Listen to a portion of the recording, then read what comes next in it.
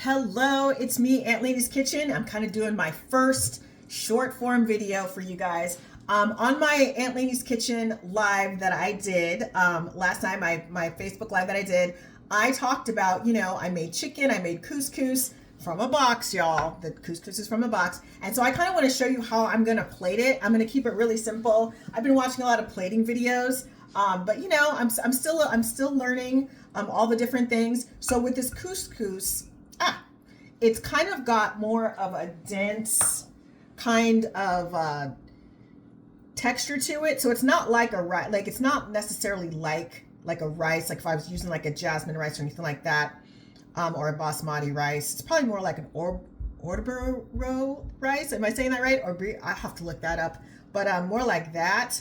So we're just gonna kind of stretch this out a little bit. We're just doing this little thing right here, and then. So when I do see this bed right here, what I could do if I wanted to, if I were so inclined, is I could take, a breaded piece of chicken, the frozen kind, chop it up, put it on top just like this. I'm not going to do that today, but I could do that if I wanted to. And I do have some leftover couscous, and I used about a cup of this on this small plate. And so next, I am going to bring out the chicken that I made, and it's chicken breasts. And I kind of cut them up. They're kind of leftover chicken breasts. And again, it's a little rustic here. It's a little rustic, but we like it rustic, right? So I'm going to bring these on up here. And of course I will heat this up after this is over, but I didn't want to try to work with hot food. And then I'm like working with hot food. And then I am, like hitting my fingers and going, oh my gosh, why is this so hot? Why did I use hot food? So we're going to do that. We're going to put like one more piece here. So we've kind of got like 4 pieces here. So we've got that. Now listen, times are tight and we are all in a different thing. So if I just did it this way, that would totally be fine. But I kind of want to, add something else to it. So what I'm going to do is I'm going over here to my spice rack. I'm going to bring out a little sumac here. And I got this off of Amazon, but again, they sell this in the store. I got this off Amazon for about $8. I've seen it in the store here in Kansas City for about $11.99. I was like, I'm not about that life. So I'm doing that, and this is kind of going to give it kind of like a sweet, citrusy, like a little hint of sour flavor to it.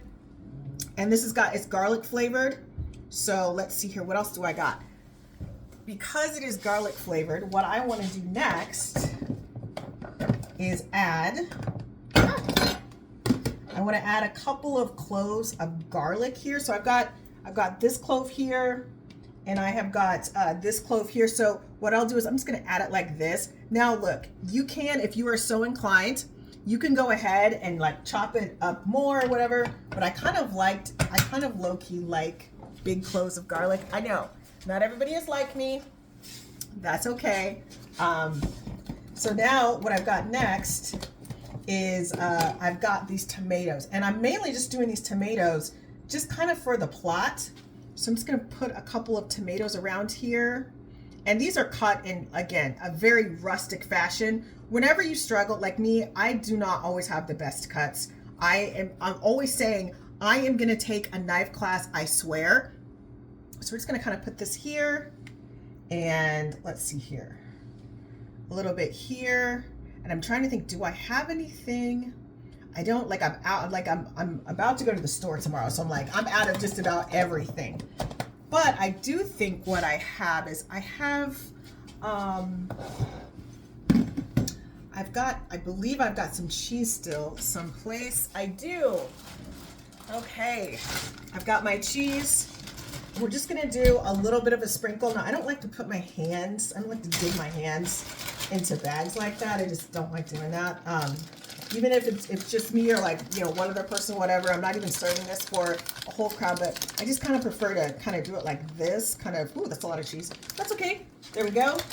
That way I didn't have to dig in there, and I didn't have to go and get some kind of like fork situation in there. I can just kind of do that. But what I will do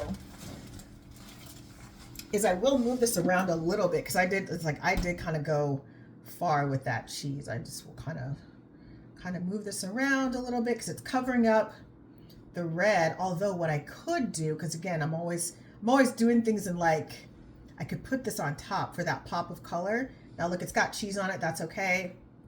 It's not about, for me, it's not about perfection. I am not doing any kind of, you know, magazine shoot for this food. This is like regular food that I'm going to eat.